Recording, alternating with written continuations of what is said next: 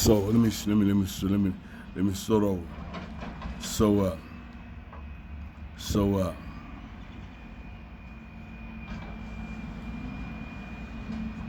so Bobby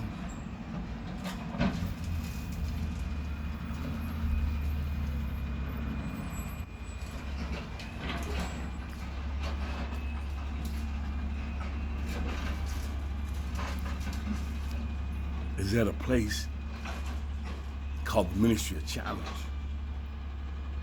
It's a men's program. He had got serious with the Lord. They'd been there so long. So he had been there like 7 or 8 months. His folks was getting Social Security. God was using him to do praying and stuff like that. So he would made a no rule up that no man could be alone with the woman at any time by themselves. So he made the rule up because so many men and women was hooking up and leaving the program together. So he made a rule up that no man could be alone with a woman by himself at any time. So he made that rule up, took it to the pastor, and they sat down and they talked about it. And so 30, 40 guys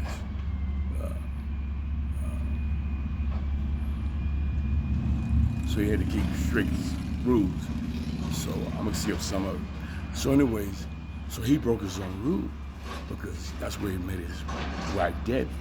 He met her because they had a women's home too, and had a women's home, and okay, they had a women's home, and after the church was over with, he kind of hanged down and hanged around in the church and make sure everything's put together for while everybody left and clean it up a little bit. So Debbie comes back over to the church. Forgot the song sheets. The song sheets. Because she was running the slides for I'm gonna skip some names. I don't want to give no names out. So she comes back over to the church. The front door of the church is open. That's where I made the first mistake. Left the door unlocked. I guess I clicked in her mind. She said, "Oh, this is my opportunity to talk to him." And says, "Hey, I thought you was a real hard guy because you always hard, but you're not so bad. You kind of nice." I said, "Oh, yeah."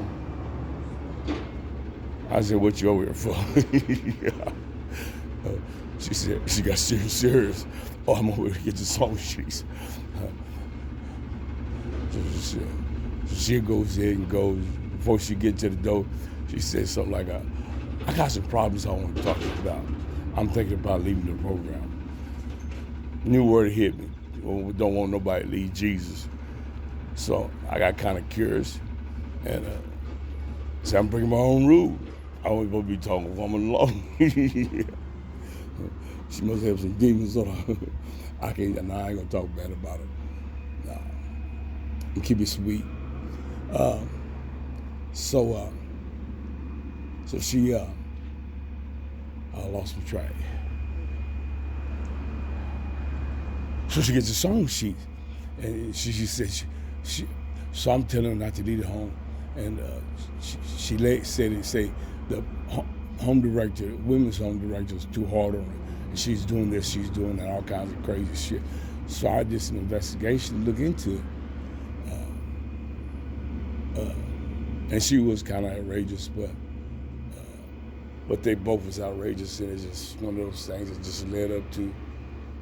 I couldn't get involved. I wouldn't my focus on the women no way. So anyways, she ends up leaving. I'm gonna skip some of it, but so anyways, I'm gonna skip some. So anyways, he sees the opportunity to get housing in San Antonio. So he moves to San Antonio. He's staying in a homeless shelter in San Antonio. He ends up, I can't rush it. I can't rush it. I'm rushing it.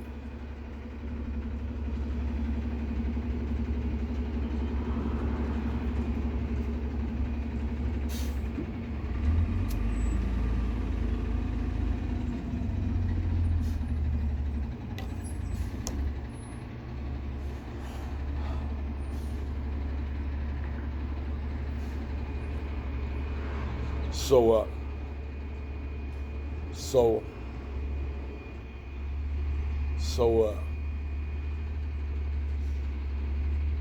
so, so I kind of encourage you to hang in there for a little while and pray about it, and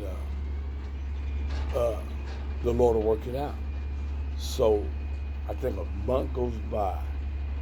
In that month's time,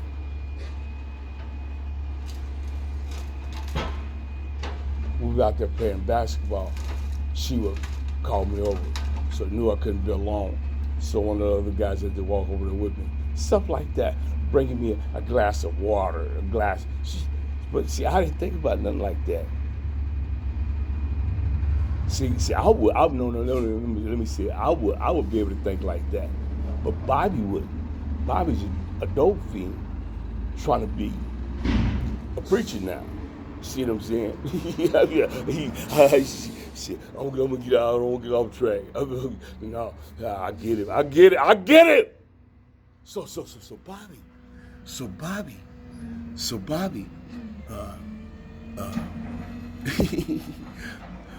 one of the girls,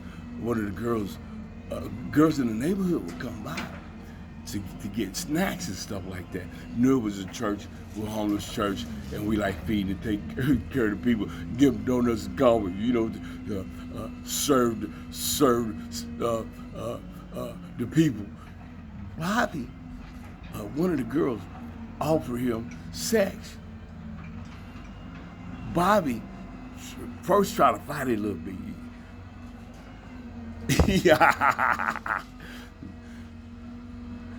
She said, "No, he's dead. He give me $10." It was right through the strip where all the trouble was. That's another story. Well, oh Jesus. So we got all kinds of people going and coming.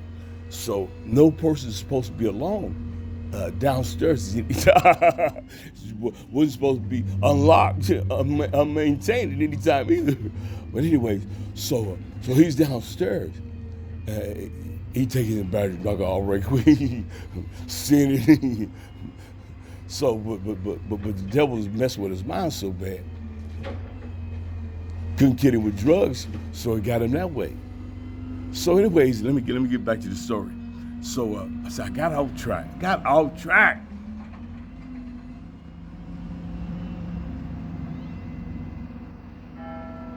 So, anyways, she leaves the program. I'm waiting over there. We go to the church and pray, talk to Jesus for about an hour. So I'm waiting for the homegirls to come in.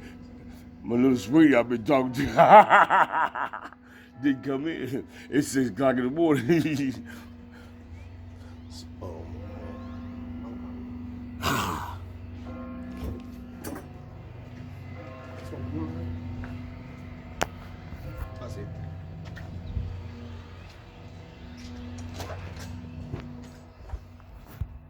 Yes, Mom? Come here.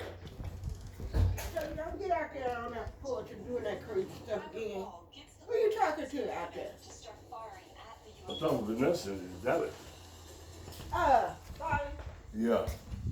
That we doing all that crazy stuff like you did yesterday. Yeah, this is what I call you, son. Come here. Take your germ plate. I'm gonna have to buy you some new phone. Come on.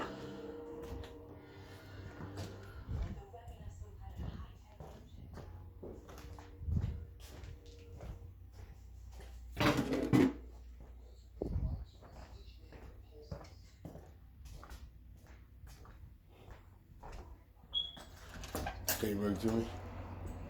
We get a chair? Oh boy. Back when I was preaching, I used to say a good preacher keep his notes. Kids he had lost up there, just go back to his notes. He's been praying all week about his message. Go to your notes. So a good comedian go by his notes. No good comedian memorize everything. But anyway, let me get back to him. Let me see if the energy's strong.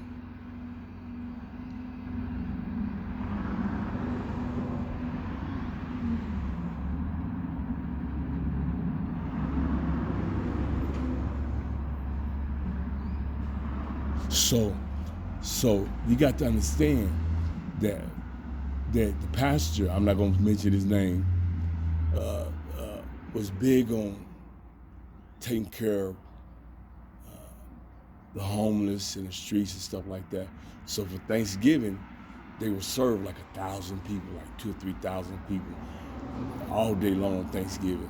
So he did stuff like that. And just imagine, okay, so just different events. So anyways, I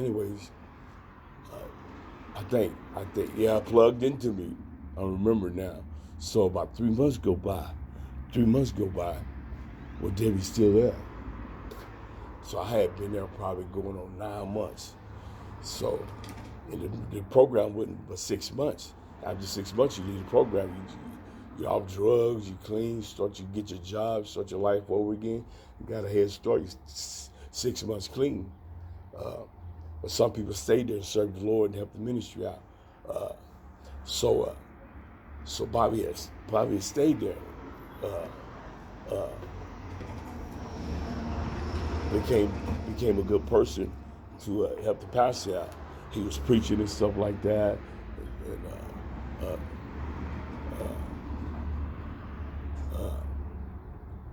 So on and so on. I'm gonna stay on track. So one morning she was gone. So one morning she was gone. So I kind of worried about I wasn't finna leave because she left. But not right then anyway. So about a week passed by, I get a letter from her. This is how dumb Bobby was. See, Bobby was street smart. And he didn't click real well. Now, I'm on top of things. But some of the things he does. Anyways, so one of the dudes that had been there about 6 months, he was one of the leaders too. He got the mail, opened the mail up, got all the information out, knew her phone number, knew her address. Zipped it back up, closed it back up, gave it to me later on. I didn't find out till she told me. She had to tell me. He'd been talking to her. How do you do that? I didn't get to you before I got to you. Slow as hell. She said, he must have opened your letter. So anyways, so Bobby leaves the program. Devil messing with his mind strong. Now he wants to leave. So he leaves the program.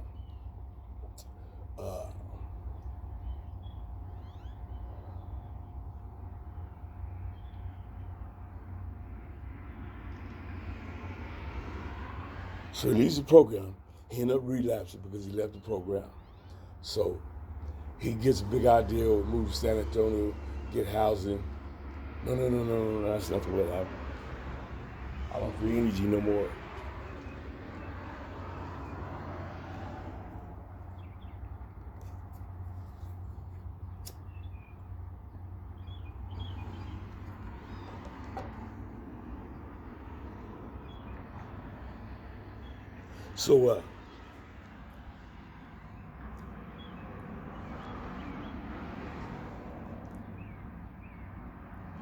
So ended up moving to San Antonio. No. He gets involved with it. He calls the pastor back of the church, letting know him and David was involved. Yeah, there we go. Letting know that him and David was involved. And so the pastor invited him to come back to church and keep the relationship going with just serving Jesus. And if things work out, we'll marry y'all. But the thing is, he wanted to save me. He really was trying to save, probably destroy himself. I realize that now. He really didn't want him to get married. He wanted them to just stay close to him as he's probably get them. I see that now because he didn't want to lose him to the devil. So he compromised some of his principles because I was Bobby and she was Debbie, whatever the case was. He had a growing relationship, so he wanted to keep us. And so we'll go back to the program. About 6 or 7 months go by. Me and Debbie ended up getting married. He married us.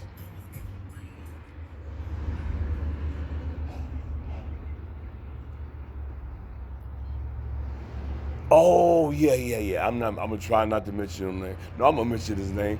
Goddamn Dwayne. So Dwayne, he was one of the leaders too.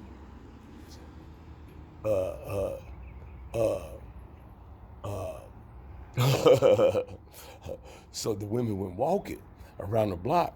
Debbie had to exercise because I had got her pregnant. Well, I was legal then, but I mean, we had got married, so he let us go to the hotel every now and then. I had got her pregnant. And I'll explain that. It was for Jesus.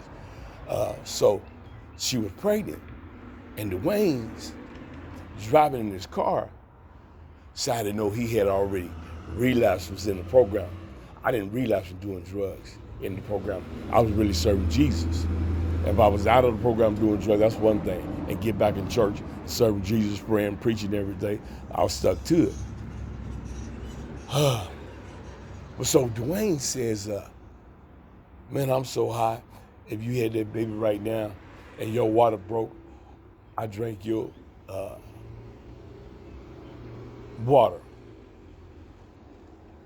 From the water breaking, how you gonna tell a woman something like that? So Bobby and his religious self got all mad, pissed off, went and told the pastor. Pastor laughed. What? Oh boy, it was hot. Oh, let me calm down. So a little bit, week later go by, I still messing with his mind. The devil was trying to get him anyway. So he ended up leaving. Moved to San Antonio. Staying at a shelter. Staying at the shelter. Staying at this shelter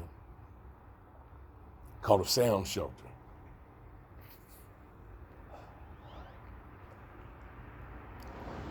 Bobby got a job working at McDonald's. So that helped him qualify for housing. David was already, we having a baby and we was married, so we got in a place called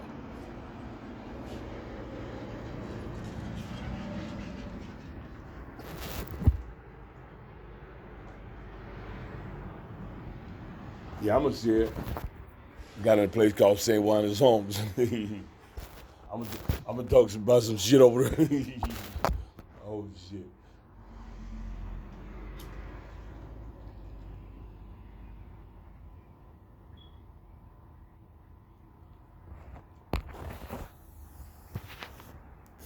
I only got about 2 minutes left, so I'm gonna go real fast.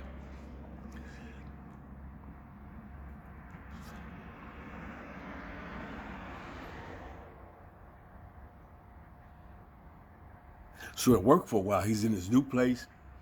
He's going to church in his new place. He's going to church. They doing good. He ain't doing no drugs. Debbie loving him. They having a good time for about 6 months go by. The devil attack him again. So Debbie went into this, after she had the baby, she went into this depression, postpartum depression, and she didn't come out of it. She was real lazy, didn't pick up the baby's diapers, didn't cook, didn't clean, just sat around, watched TV all day, slept all day. So I thought she was best around other dudes, doing all kinds of crazy shit. I come home from work. I go have to clean myself up, go cook food, wash all the dishes, clean up again. By that time, it's time to go to bed. Wake up the next day, cook breakfast. She come downstairs, ask for my breakfast. I'm thinking, you stay home all day, cook for me. No. So it messed with Bobby's mind real bad. So he started drinking first. Started drinking. So when the church people come pick him up to go to church, he couldn't go because he'd been drinking. So then slowly he got started smoking weed.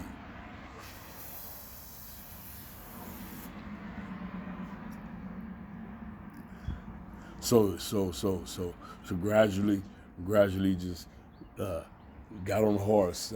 I'm skipping some of it. So he got on the horse.